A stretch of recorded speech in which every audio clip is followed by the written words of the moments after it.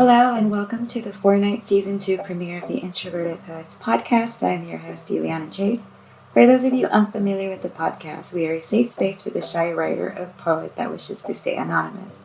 First launched on SoundCloud 2016, official launch March of 2020, on whichever platform you hear us now. We did this as soon as the shutdown started. Si hablamos español, and welcome the bilingual writer.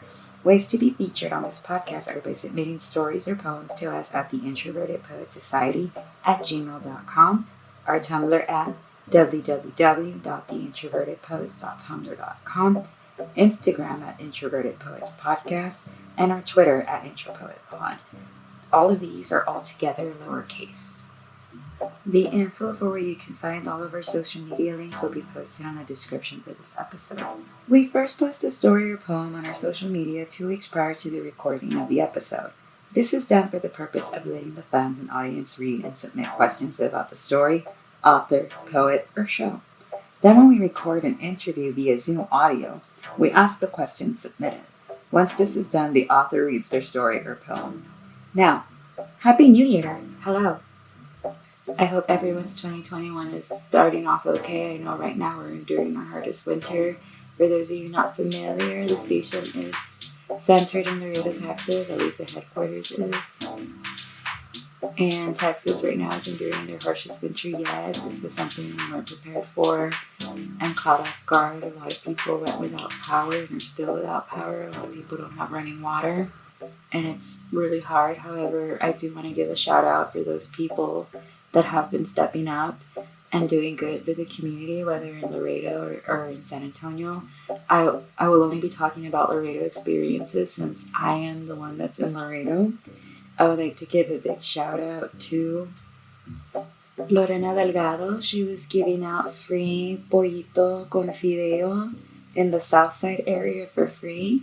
I would also like to give a shout out to the United South football team. They gave out 100 pizzas for families that were in need and affected the week of February 14th through February 18th. Right now, this show is being recorded February 18th, 2021. And I also want to give another shout out to Pepe Gomez and his friends who gave out free food off of McPherson Road. Thank you so much.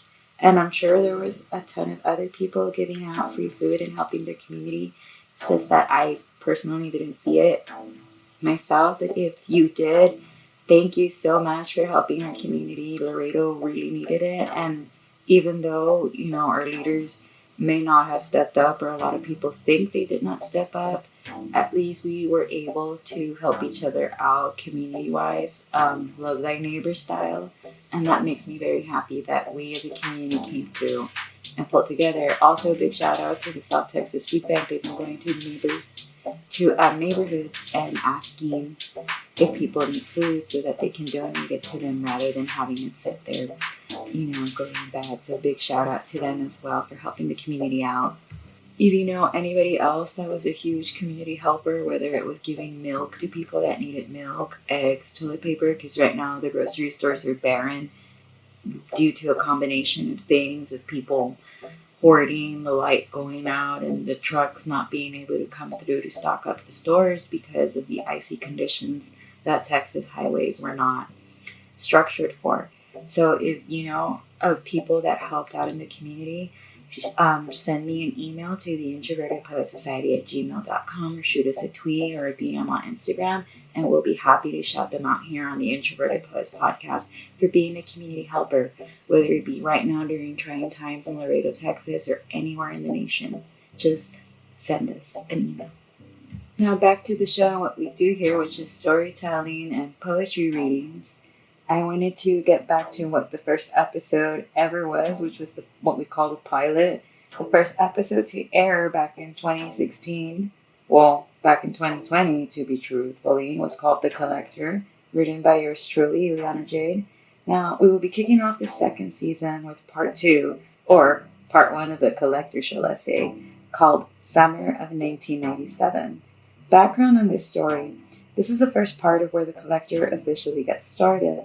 The collector, for those of you who haven't read it, spoiler alert, it takes place in 2016. Summer of 1997 is about, 1987 and how he first got roped into all of this and about his first kill. It is based on the infamous Texas killing fields. For those of you not familiar with that, it's a span of highway on I-45 that stretches between Houston and the Galveston area. During the 70s through 2000s, over 30 girls have gone missing or been found dead on that stretch of highway. For more information, be sure to check out the YouTube channel Criminally Listed. They do a special on Texas killing fields. Links will be provided in the episode description as well for the YouTube channel. Not only is there this special on it, there's also a book called Deliver Us by Catherine Casey. She writes about the cases as well and is more centered on the victim versus the killer, because unlike most documentaries, I'm not saying it's a bad thing, but they tend to focus on the killer instead of the victims. Look at how infamous Ted Bundy and Richard Ramirez are because of such things, whereas the real victims, no one really thinks about, or so to speak. Catherine Casey does something completely different and takes it from the victim's standpoint and focuses on them versus the potential suspects. And for those of you that are located in Laredo, Texas, there is a book club called the Laredo Book Club. And we did read this book in January, and it was an interesting read, very brutal, but interesting nonetheless. And they collaborated with the Phoenix Bookstore. And if you're located in Laredo, as I mentioned, the Phoenix Bookstore is located next to the old historic BMT at 1602 Victoria Street. They have amazing customer service such as curbside and delivery. They are open on weekends. For more information, follow them on Instagram at the Phoenix Bookstore 1. More info will be provided in the episode description. As for me, I have been fascinated and shocked by it all, and decided to write fiction pieces based on it from the 90s to the 2000s. I chose to do this because it is something different and challenging, and I like a good challenge. It forces me to learn and to push myself. So due to this being a whole different genre of writing, a lot of research did go into these stories. I have now completed part 2 of the series, working on part 3. Normally, I write autobiographical fiction, and it's about situations that I've been in personally. But now I'm looking up city maps, songs that were popular, fashion, lingo, cars of those time periods to make it as accurate as possible, just because the 90s holds a special place in my heart. So due to the amount of research put into this short story, it became 69 pages and will be a 4-night event. So without further delay, here is Summer of 1987 by yours truly, Ileana Jade.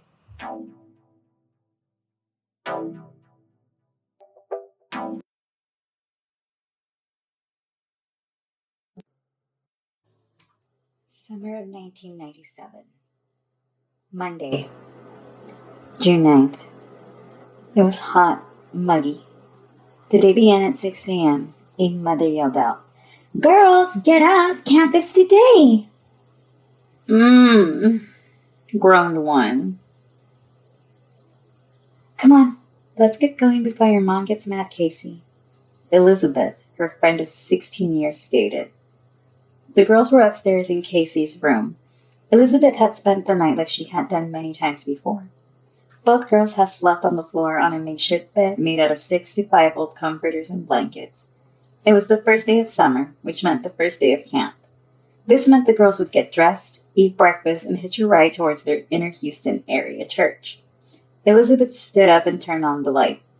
Casey, not being a morning person, rolled onto her other side. "I'm going to shower and get ready first then. Unlike you, I don't want to look ugly around the cute boys," teased Elizabeth. Be quiet," groaned Casey. Elizabeth stood and walked out of the room with a towel in her hand. Shortly after, Casey's mom walked in and saw Casey still sleeping. "En serio, Casey?" "Casey, get up and get ready. What will our pastors think if you show up to camp looking bad? Ándale, get up and eat breakfast." Meanwhile, Lizzie gets ready. Begrudgingly, Casey got up.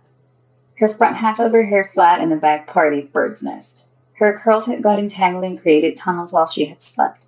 She went downstairs and sat at the kitchen table, still half asleep, her eyes half closed. Her mother, Maria, was making tortillas on the comal, had frijoles in the pot and coffee brewing. Mija, are you going to want huevo with frijoles or do I make you barritas for your frijoles? No, mommy, just a barrita. Are you sure? It is the first day of youth camp. A big breakfast would do you good. Okay, mommy. Maria then proceeded to crack 2 eggs and place them on the frying pan. Casey's father, Juan, walked into the kitchen and began pouring himself a cup of coffee. Good morning, mi amor, he greeted. Buenos dias, she kissed him. Her father then walked past her mother and sat at the kitchen table with her. Mija, buenos dias. Buenos dias, Daddy. Are you excited for your first day of youth camp? Yes, papi. Hopefully this year we can be youth leaders. Si Dios quiere, mija. Claro, si Dios quiere. Maria chimed in while placing a plate of frijoles caldudos, 2 strips of bacon, 2 eggs over easy, and 2 flour tortillas down onto her husband's part of the table. Ahorita te agarro los tuyos, mija. No te preocupes, mommy. Right now I'll eat when Lizzie comes down. Oh yes, you won't have time to eat, mija. Eat now and then go get ready while she eats. But mama, Casey. Okay. Maria placed a similar-looking plate down in front of Casey. Casey, without hesitation, began eating her breakfast. As she was eating, she began to think about what this summer was going to bring her. It was the summer right before her senior year of high school. It was an exciting time. She felt as if the world was in the palm of her hand, barely unfurling. Being that she and Elizabeth were in the track team meant they got to go on exciting field trips and meets only seniors got the privilege to attend, along with homecoming, prom, and graduation. The events the future held filled her with optimism. This was going to be their year. Not long, though, Elizabeth came down the stairs and sat down at the kitchen table. Elizabeth was wearing jeans, a yellow t-shirt, yellow Converse, and a white headband pulling her long straight hair back. Buenos dias! Buenos dias, Lizzie, greeted Juan. Good morning, mija, greeted Maria. Sit down, here's your breakfast. Eat now before you run out of time. What do you want, juice or coffee like Casey? I don't like cafe. I'll have juice. Casey, go shower, mija. Casey finished her bacon and ran upstairs to shower. She saw the time was 6:55 and quickly panicked. She and Lizzie needed to be out of the house by 7:15 to beat the traffic driving into Houston. Being that they were in the northern part of the city meant they had to get going even earlier than most. Traffic was always a guarantee. However, living in New Caney provided scenic running locations. Once ready, Casey was wearing jeans similar to Lizzie and a red t-shirt and her white tennis shoes. The time was already 7:12 a.m. Casey, hurry up! Your father's getting ready to leave without you, shouted her mother. Luckily, both Casey and Elizabeth were smart enough to pack their camp bags the night before. If not, they would have definitely been late. Casey quickly ran down the stairs with both bags in hand and flew out the door. Bye, Mommy, she shouted. Bye! Casey ran towards the passenger door and sat in the front seat, quickly putting her seatbelt on. Elizabeth was already sitting in the back seat, ready to go. Casey's dad drove into the city traffic. The camp began at 9 a.m. The drive usually took 90 minutes to get anywhere in the larger Houston area. The drive always provided the girls with quiet time to think, chat, and listen to music. Casey's dad usually chauffeured the girls to their practices, schools, and camps since they became friends during early childhood. It began when Elizabeth and her family moved into the neighborhood in the early 80s. Casey's dad was watering the grass out on the lawn when he noticed a U-Haul and a second vehicle pull up behind it. Out came Elizabeth's dad, Hector, and behind them in the other vehicle was his wife, Lydia, and a baby Lizzie in tow. Hector made his way across the street to introduce himself to Casey's dad, and the rest is history. Still staring out the window, Casey was excited. This was going to be their senior year. This meant they got to be the leaders for the youth camps at their church as well. Throughout their friendships and childhoods, Casey and Lizzie shared common interests. They both loved their church, running, and one-act play. Pulling up into the parking lot of their church, Templo Nuestro Church, a house of Christian worship, read the sign beneath it. The parking lot was filled with different types of buses and cars, all from different cities and school districts surrounding the Houston area. Both girls exited Juan's 1997 Buick LeSabre. Okay, girls, don't forget I'll be picking you up at 5-ish, ordered Juan. We won't, Papi, answered Casey. See you for dinner. Bye, Mr. Puente, shouted Elizabeth. Both girls stood in front of the church and watched as Juan drove off. All right, here we go.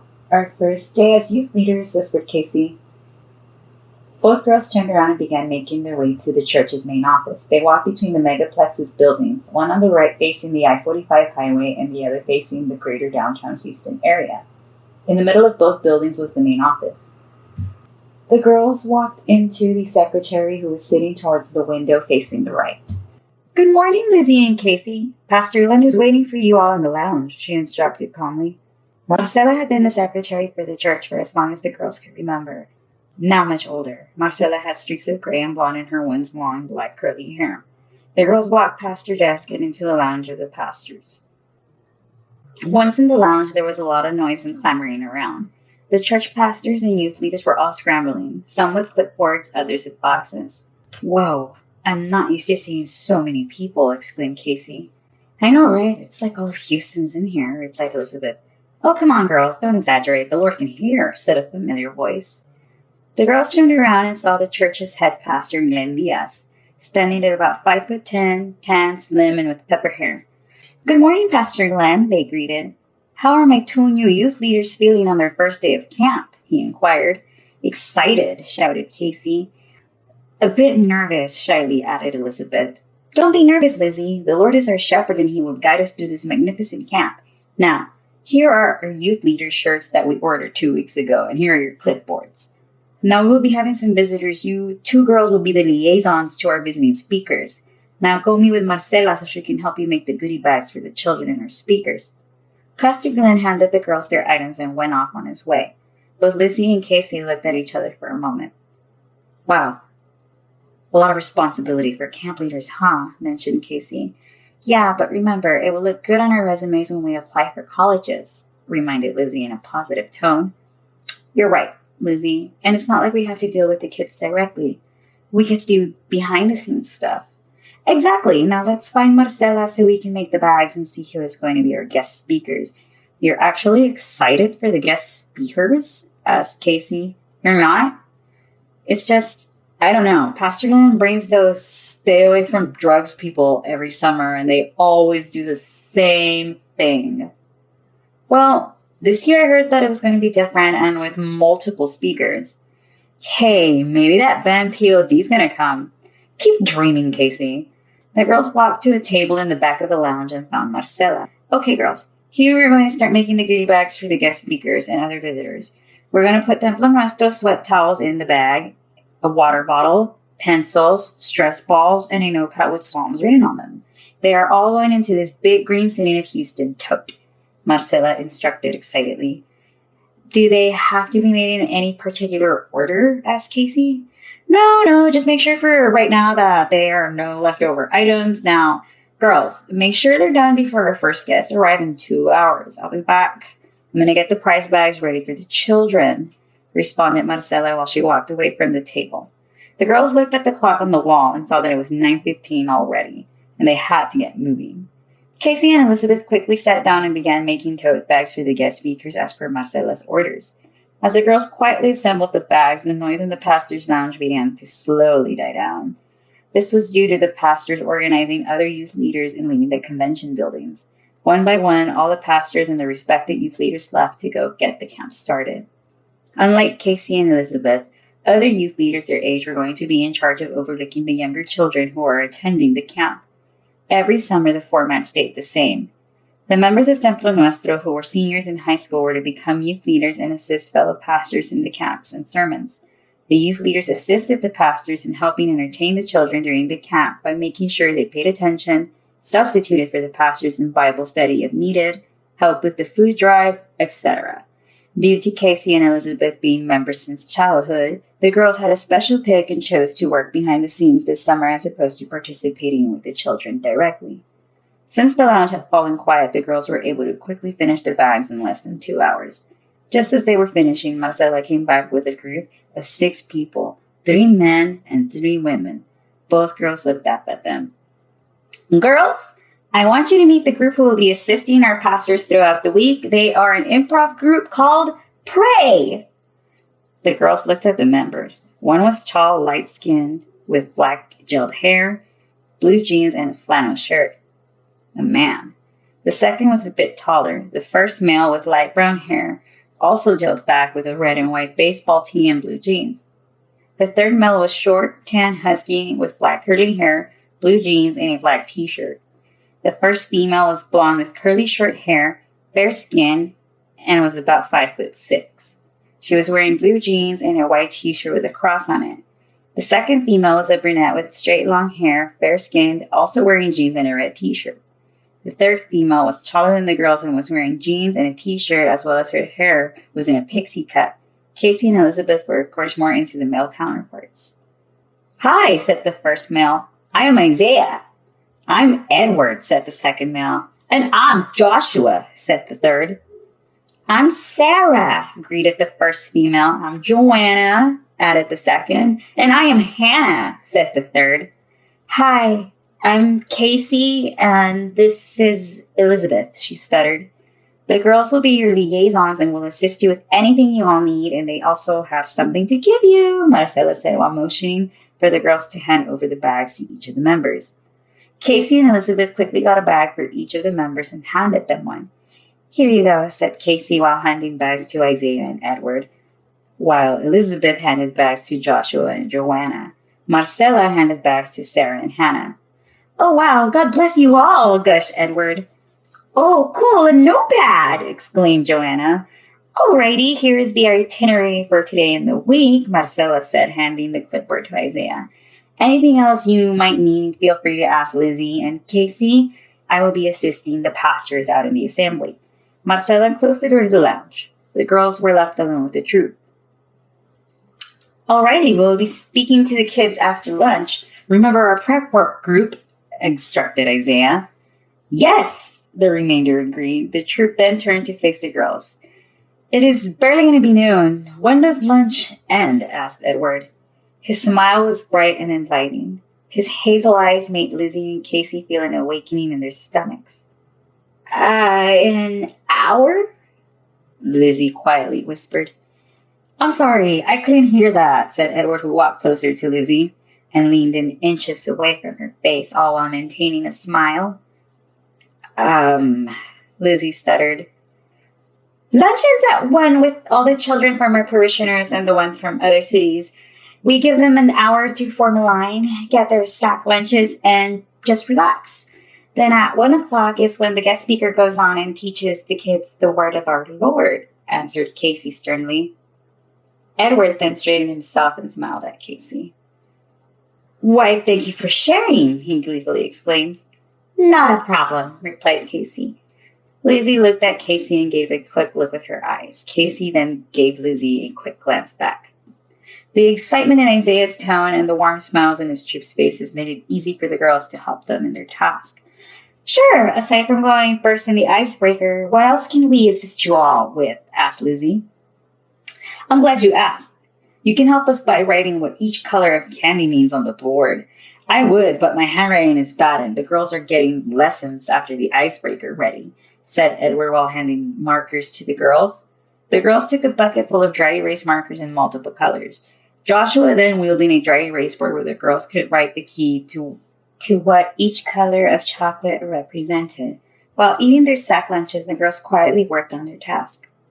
"Psst! What, Casey? Edward's a cutie now?"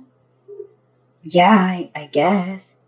"Well, I saw him first," Casey declared. "Shh, he's too old for us," noted Lizzie. "No way, he looks like he could be 19. "Be quiet, Casey, here he comes," warned Lizzie. Edward walked near the girls. "Hey, how's everything coming along over here?" he asked. "Pretty good, almost finished," replied Casey. Good, he noted while staring at Lizzie, drawing borders around the words on the board.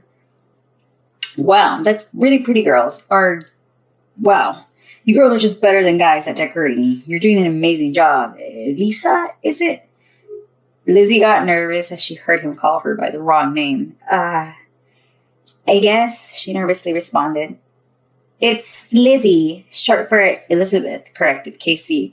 "Oh, okay," said Edward while nodding his head in agreement with a toothy grin. "Sorry, I called you Elisa, Elizabeth, or Lizzie." "You may call me Elizabeth or Lizzie, whichever is easier for you." "Liz. Cool. I'm going to call you Liz, and you can call me Eddie." "And you can call me Casey, for Casey," interrupted Casey. Cool. Call me Eddie too, Casey." "Hey, Eddie, come over here and help us with these prayer packets," shouted Joshua from the other side of the room. Hey girls, so I gotta go help Josh after this. Come and sit with us, we got another 30 minutes. He quietly walked away to the other side of the lounge where Josh and Isaiah were sitting, stapling the prayer packets. The three girls were eating lunch and sitting in a circle talking amongst themselves. "Oh my gosh, Lizzie, why did you freeze like that?" whispered Casey. "I don't know." "Is it because he's so dreamy?" "Yeah, he kind of looks like DiCaprio, eh?" "Jack!" Casey whispered dramatically like Kate Winslet. "Oh, hush, Casey," giggled Lizzie. "I can't wait for that movie to come out." "Same. We are so gonna go see it," declared Casey. The door opened and in came Marcela with the other Templo Nuestro pastors. Pastor Glenn, his wife Mary Elizabeth, also a pastor, Pastor Emmanuel, Pastor Gilberto, and Pastor Ramiro. Mary Elizabeth, Pastor Glenn's wife, was about 5'6", tan with a curvy build, bleach blonde hair with her roots showing, bangs, and wore gold shrimp-looking earrings. Anywhere Pastor Glenn, Mary Elizabeth was sure to be. If Pastor Glenn held Bible study for the men, Mary Elizabeth held it separately for the ladies of Templo Nuestro Christian Church. She was the first lady of Templo Nuestro and made sure everybody knew. Pastor Emmanuel Sanchez was in his mid-40s and was married to Marcela. He was about 5'8", had short black handlebar mustache, and was tan and loved his carpentry business. Like Jesus, he felt that the carpentry was important for the soul. Aside from assisting the visitors in the church, Marcela enjoyed baking outside of her church duties and ran a small bakery off of Telephone Road. Pastor Gilberto Juarez was plump, athletic, 5'9", and fair-skinned, married to the church choir leader Lucinda. Both were in charge of the substance abuse counseling after church on Sundays and of the premarital counseling classes as well. All the girls knew was that it was for people getting married. They didn't understand why a marriage would have problems before the actual wedding itself. Aside from assisting in the church, both Mr. and Mrs. Juarez enjoyed running their private counseling practice. Pastor Ramiro Villarreal was the youngest of the pastors and the only one to not have a wife at Templo Nuestro. Unlike the other pastors, he was in his mid-30s as opposed to 40s. He was 5'10", tan, slim, brown eyes, brown short hair, and the church communion. All the girls at Templo Nuestro fawned over him, and the children in the kiddie church camp referred to him as Commander Ramiro. Aside from doing comedy for the church benefit fundraisers, he holds Mass for the children under 12 while the adults attend Mass in the main assembly hall. Aside from these duties, he also participates in mission work, leading him to travel often during the holidays. "All right, lunch is just about over," chimed Mary Elizabeth. "That's right, honey, which means the kids will be ready to see what's next on the agenda," added Pastor Glenn. "We are ready to go," shouted Isaiah. "Okay, so the ladies will lead you out into the main hall where we have Sunday English Mass, and then the floor will be all yours for the next 2 hours," instructed Pastor Glenn. With that, all the pastors, including Marcela, walked out. Elizabeth and Casey stood up from where they were sitting and walked towards the door. "So we follow you girlies?" asked Hannah. "Yes, ma'am," replied Elizabeth. The girls began walking with the troop behind them, down the corridor and out towards the glass doors. Behind them, they could hear the six rehearsing and warming up. As they were walking towards the main hall on the right side of the administrator's office, they could feel the adrenaline beginning to rise. It was just then the girls realized what they had agreed to earlier. They had agreed to perform in front of 600-plus Christian youth. As this thought entered their minds, they finally made it into the backstage area of the main hall. "My goodness, Casey, what are we getting to?" Lizzie anxiously whispered. "I don't know, but I'm sure we'll be fine," Casey assured. "This isn't like track. We have to talk," panicked Lizzie. "Are you girls ready for your onstage debut?" Pastor Gilberto told me you all prefer to be behind the scenes, an excited voice stated behind them. Both girls turned around and saw it was Eddie. They were both in shock. Not one of them said a word. "Oh, no, don't be nervous. I will guide you through it. Just make sure to sit somewhere we can see you. Go sit with the audience. We don't do icebreakers right away anyway," he assured them. Both girls walked out into the crowd and sat in the front row. "Are you sure about this, Casey? It's not too late to run," suggested Lizzie. "Oh, Lizzie, we need to be able to confront our public speaking fears one day. Besides, we are seniors in high school. You know what that means," reminded Casey. "College time? Yeah. And if we can't talk to a church or a boy like Edward, how are we going to be able to talk to the cute boys who aren't in this congregation or from Houston when we go to San Marcos?" "Valid point, Casey," agreed Lizzie. The curtains came down and the lights went out. The PA went off. "Hello, ladies and gentlemen, boys and girls, Christians gathered here at Templo Nuestro Christian Church's annual youth summer camp. Not only will we be getting closer to our Lord and learning about what it means to be a Christian in this ever-changing world, but also we will be having fun. The music began playing. It was the kind of music you would hear at a Houston Rockets game, but the song, instead of saying, "Pump it up," was, "Pray it up while you're feeling holy, and the Spirit is going through you, pray it up." The spotlight went to the left-hand side of the stage, and out came Isaiah walking and clapping. "Ooh, ooh," he shouted into his headset microphone. Then another spotlight hit the right-hand side of the stage, and out came Hannah skipping onto the stage while simultaneously clapping. Then the spotlight went behind the audience. Everyone turned around, and in came Joanna, running from the audience towards the stage. She jumped onto the stage and proceeded to do 2 cartwheels and 2 backflips. The crowd went wild, instantly cheering and stomping their feet. Then from the left-hand side of the stage came Edward. He dropped onto the floor and began doing the worm until he reached center stage. Once there, he proceeded to do some head spins and breakdancing moves. The girls all screamed and cheered. A 5th spotlight came out from center stage, and moonwalking in came Joshua to much applause, though not as much as Joanna or Edward. Then from underneath the stage came in Sarah. Once all 6 were on stage and made their entrance, the music stopped. The lights turned back on. With the lights on, the crowd could see the headset microphones. Each of the 6 had all in their baseball tees and jeans. Isaiah, the troop's leader, took center stage. "Good afternoon, Templo Nuestro Christian Church," to which the children in the crowd all cheered and yelled back, "Good afternoon." Come on. This is Houston, home of the mighty Rockets and NASA Space Center. I think y'all can do better than that. How about one more time? "Good afternoon, Templo Nuestro Christian Church, home of the Houston Rockets and astronauts," he repeated. This time 10 times louder than the first response, all in unison. The 600-plus children and other church members in attendance shouted, "Good afternoon." "Now, that much better," replied Isaiah. "Now let me introduce myself. I am Isaiah. Here on my right is Hannah." She skipped on in. "Hello, boys and girls," she cheered. "Over here on my left is Joanna." "Hi, Joanna," the children all shouted.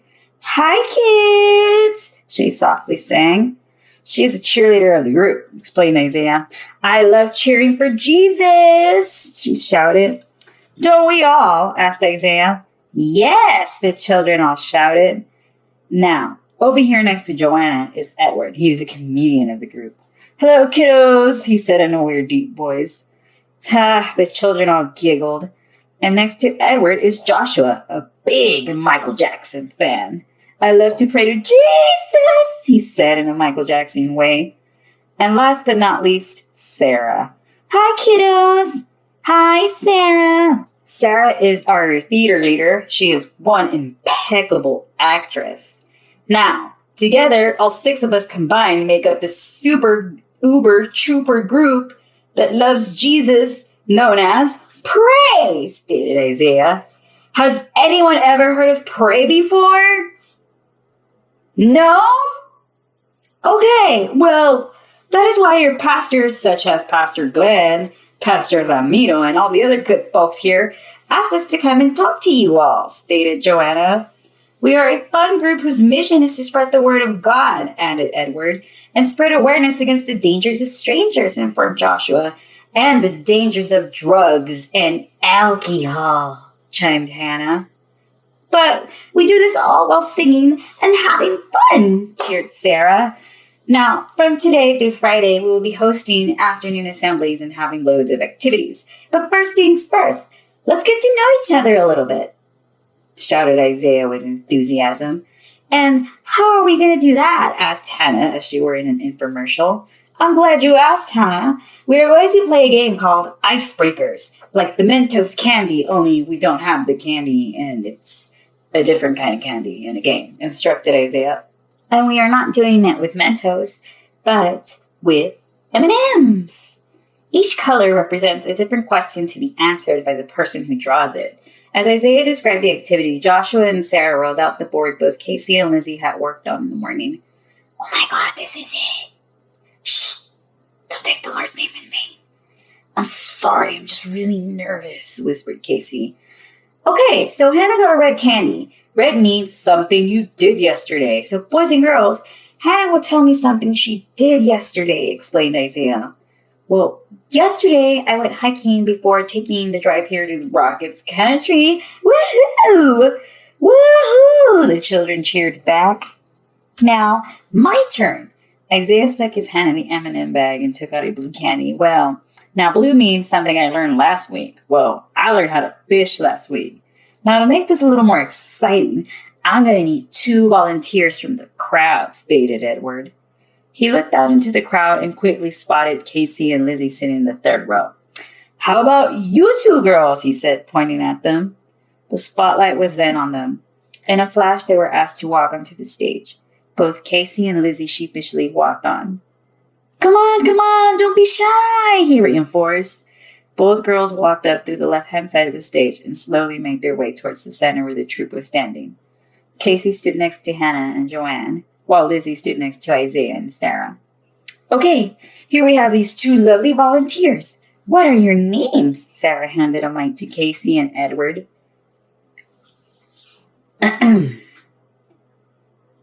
I'm Casey Fuentes, Casey confidently said. They all turned and looked towards Lizzie now.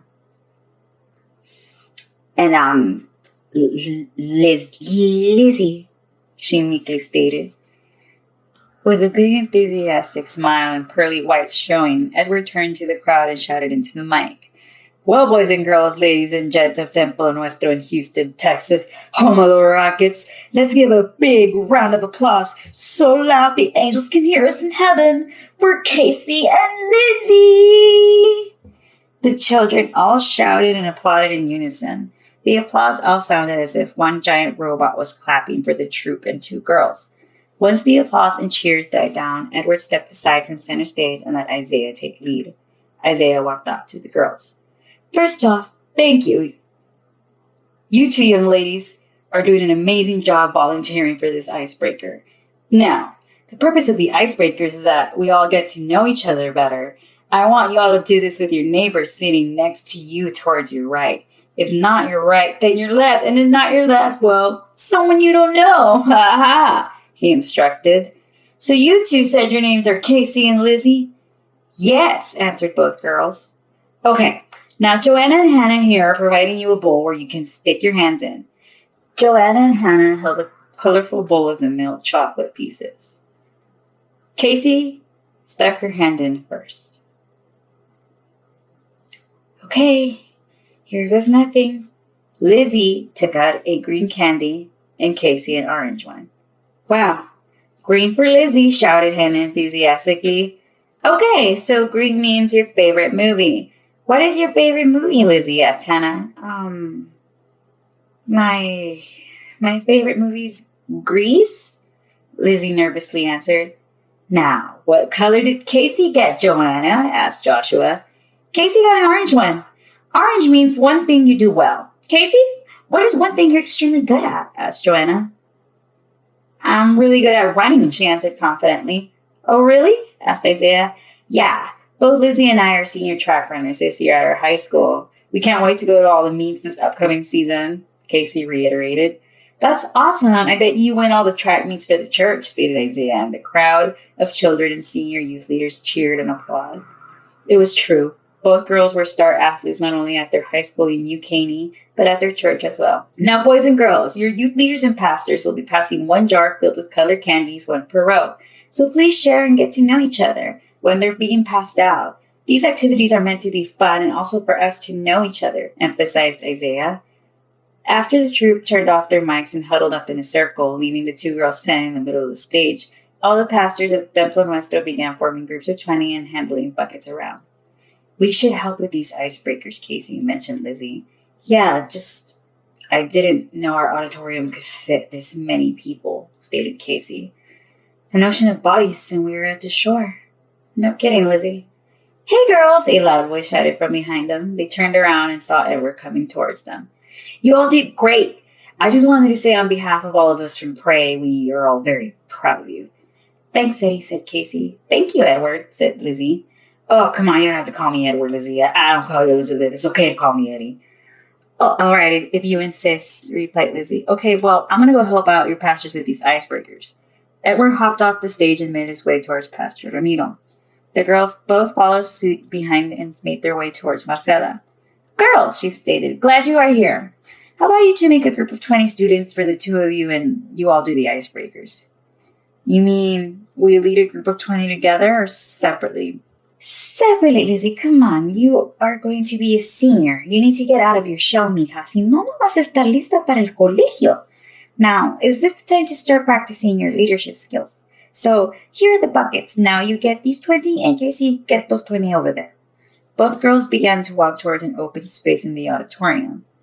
Oh, and one more thing, girls. Yes, Marcela, they both replied. Separate. I don't want 40 students all bunched up together.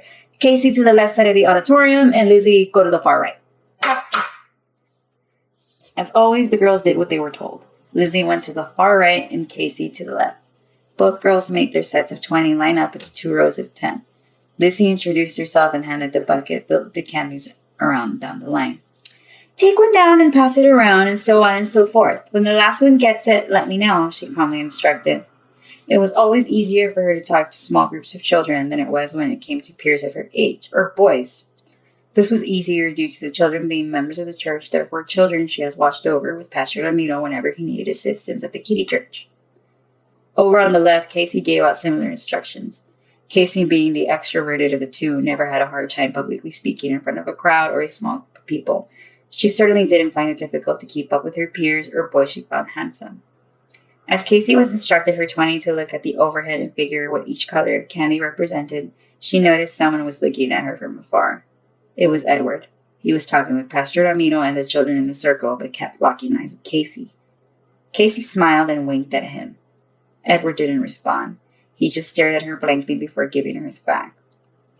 An hour had passed and the auditorium was still filled with the echoes of chatter. Once the icebreaker activity had ended, the parade troop began gathering the buckets and storing them away in the closet of the auditorium. Okay, boys and girls, now that we are done with the icebreakers, we will be returning to our seats to begin afternoon worship and prayer before we head home for the day, stated Pastor Glenn. Aw, man, shouted the children. Now, boys and girls, is that any way to act towards our Lord and salvation? Asked Mary Elizabeth. No, they again all shouted. Now let's all calmly return to our seats and begin worship and prayer, she reiterated. Because we love Jesus, Pastor Ramiro sang over the mic. The lights turned off and the spotlights on stage were now on Pastor Glenn, Mary Elizabeth, Edward, Joshua, Isaiah, Joanna, Sarah, Hannah, and Marcela. All began to sing together.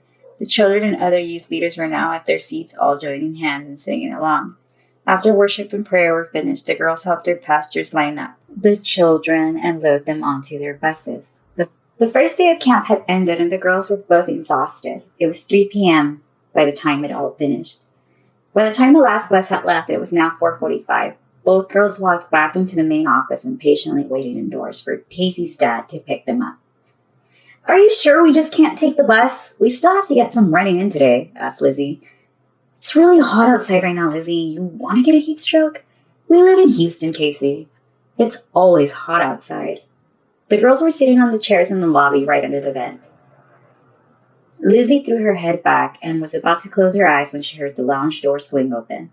The loud noise startled her and she sat straight back up on her seat. All 6 of the parade troop were making their way towards the exit. Bye, girls. We'll be seeing you bright and early tomorrow, said Isaiah. Bye, they both responded. After Isaiah, it was Sarah, then Joanna, Joshua, Hannah, and last but not least, Edward. The first 5 walked out of the door and disappeared into the parking lot. Edward stayed behind and was signing out at the front desk where Marcela was usually stationed. Everything was wonderful, he emphatically stated. Can't wait to be back tomorrow. You all are awesome. I feel right at home, and it's all thanks to you lovely liaisons. You have assisted us so well. God bless you all so much. He finished signing out and walked past the girls. Before he made it towards the glass doors, he stopped and turned right back and made his way towards the girls. Hey ladies, I just wanted to say thank you again for being such great sports and terrific all around. Stay blessed and hope to see you tomorrow. Bye. He walked out and disappeared into the parking lot like the rest of the troop. Oh my goodness, he's just so dreamy, gushed Casey. I know, looks like Leo DeCap, huh? Added Lizzie. The girls waited 5 more minutes before Casey's father, Juan, showed up in the Buick. Before leaving, the girls approached Marcela. Hey Marce, my dad's already here for us, informed Casey. Okay girls, thank you all for your help today. See you bright and early tomorrow, responded Marcela. Both girls walked out of the office building and out towards the LeSabre.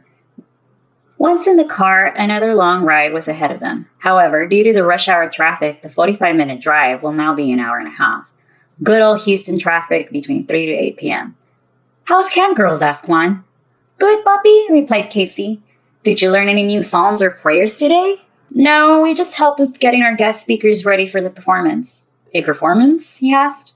Well, not a performance, but they did have some fun activities to get the kids interested in camp.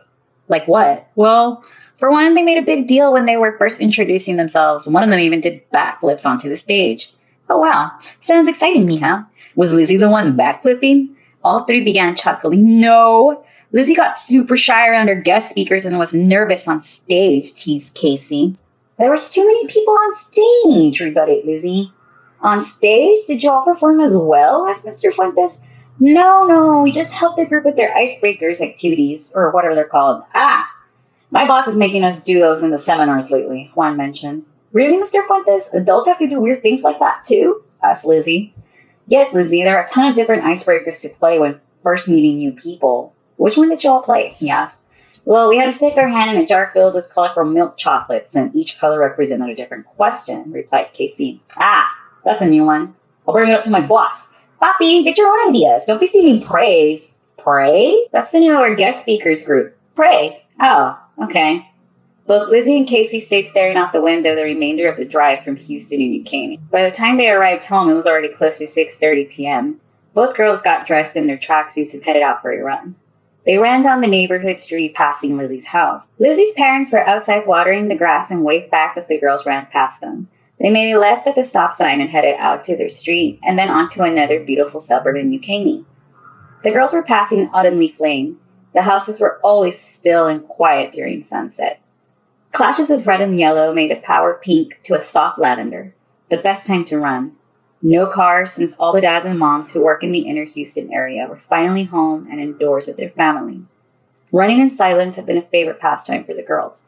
It helped with clearing their minds and relaxing them, especially after busy days such as today. Track and field always provided an escape for them. It had been a good hour of them running for 4 miles. The girls were cooling down now as they walked down a steep hill back home. That Edward's really cute, eh? Asked Casey. Oh, stop. You're obsessed with him. That's like the billionth time you bring it up today, teased Lizzie. Oh, come on. You know you're thinking it too. Yeah. Besides, I got Cheeseman, girl. Oh, de qué? Of Eddie, of course. What do you mean? Asked Lizzie. Well, after Marcela told us to separate so we can help with the icebreakers, yeah. Well, Edward was helping Pastor Ramiro, and he was standing near me and my group. Okay. And what? That doesn't mean anything. And he wouldn't stop staring at me. So, what is that supposed to mean? And for how long was he staring? Lizzie asked. Well, he wasn't smiling, but he was indeed staring at me. I even turned around to see if anyone was behind me. Oh, but I wonder why he wasn't smiling. Maybe he got so hypnotized by my good looks. Ay, Casey, vanity is a sin. I kid, but how old do you think he is? Too old for us, Lizzie sternly replied. No way, he looks super young, reiterated Casey. I don't know, maybe you should ask him, suggested Lizzie jokingly. Maybe we should on the last day. We? What do you mean, we? I don't even like him that much. Come on, Lizzie. You know I don't like asking guys out alone, begged Casey. Casey, I don't like talking to guys I don't know, period. Especially at church. Like Marcela said, we need to work on our public speaking skills. Oh, Casey, please. How is talking to the church cutie a public speaking skill? All I'm saying is that it's good practice for college and getting out of our shells. Well, more like your shell, reminded Casey. Lizzie said. And what are we going to say to him? Hey, Eddie, how old are you? That seems a bit rude, noted Lizzie. Well, that's why we have these next 4 days to slowly work our way up to it. I mean, we are his liaisons. You mean the group's liaisons, corrected Lizzie? You know what I mean. As we help them, we can slowly fish for answers about Edward and his age, Casey gleaned and began pacing ahead of Lizzie. If only you were this clever about Miles in school, said Lizzie. I heard that, shouted Casey. With that concludes the first episode of the 4-night event, season 2 kickoff of the Introverted Poets podcast. We just covered the first chapter of summer of 1987. Tune in tomorrow night for chapters 2 and 3. I'm your host and narrator, Ileana Jade, and as always, stay safe out there. Good night.